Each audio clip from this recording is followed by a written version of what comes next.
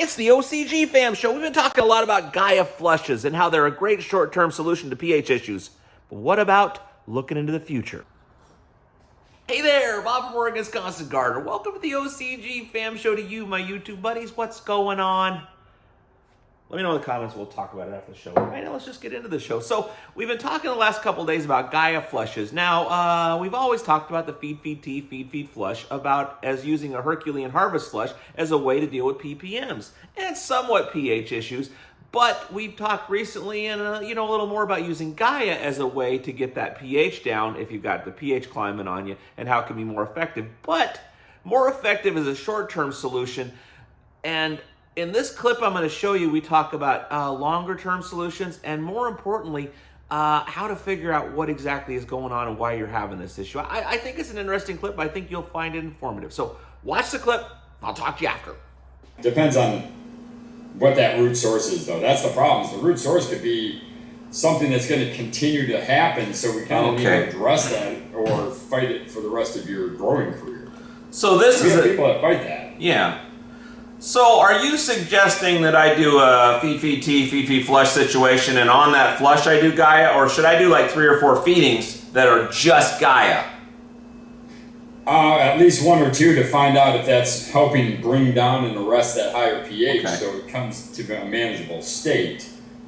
Even if that case, if it's continuously and consistently happening, then the Gaia flush isn't really going to be your answer. Okay. Feedings will be your answer while you try to figure out, how you can correct your pH issue. Often that's just because your water source is so high in pH and alkalinity that you can't control the deposits that are happening in your soil. So that's when like reverse osmosis comes in, or distilled or rainwater, something that's a completely broken down water that's going to help dissolve that down. Or, the big common question I get now via email is, my well has 225 parts per million of alkalinity, my tap has 23, we come up with blends. So, your well water has this, your RO, you blend those together, you get about 125, 130 parts per million. Maybe your parts per million of your just salinity is 104 from the tap water or from the well, depending on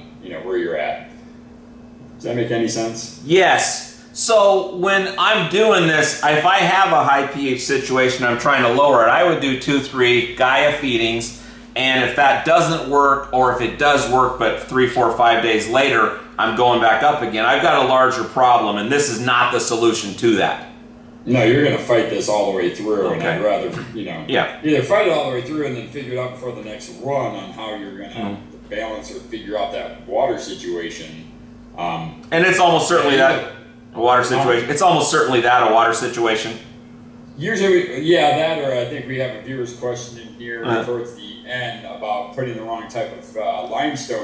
If you put a dolomitic lime in there, you're like, okay, I got this 5.9 pH. Now I'm going to slam this dolomitic lime in there because I've heard limestone works great. Right. Everyone just grabs limestone, but they don't read the back. Once it says magnesium oxide, just take your 6 and take it to a 9, because it's going to drive that pH up fast.